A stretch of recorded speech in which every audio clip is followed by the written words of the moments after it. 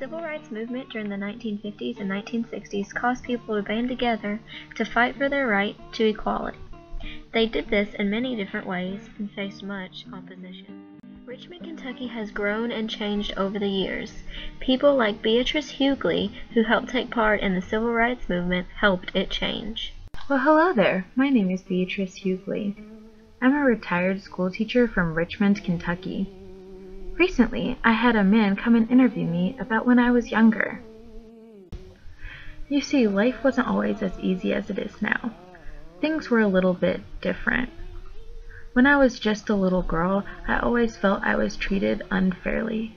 My friends and I had to walk past two nice new schools to get to our school. They wanted to keep the white people and black people separate, even when we were eating out. We couldn't go to some restaurants. When I got older, I decided I wanted to stand up for myself and my friends. I heard on the radio about some people in South Carolina doing a sit-in.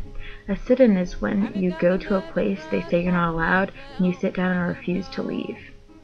My family and I were told we couldn't go to the Easter town picnic in the park, because our kind was not invited. We had already planned to meet friends there, but when we got to the park, we found out that our friends had been arrested for coming. My friends and I participated in sit-ins throughout Richmond to show that we did not agree with not being able to come to different stores and restaurants. The police were always called to arrest us or escort us out of the buildings. Our biggest protest was when we marched down Main Street in protest for not being able to go to the drugstore in Richmond. We had always gotten in trouble with the law and arrested many times, but it was always worth it to be part of the monumental events of the civil rights movement.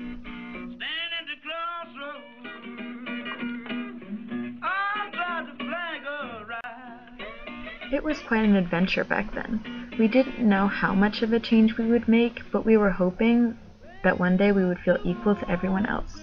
Now my life is very different from back then because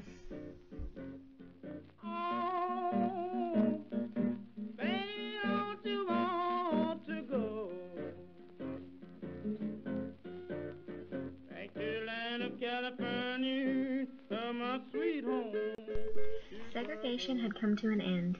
Keeping people separate because of their skin color was no longer legal. With the passage of the Civil Rights Act of 1964, companies could no longer refuse service or refuse to hire someone based on race or gender. This is Beatrice and her friend Esther.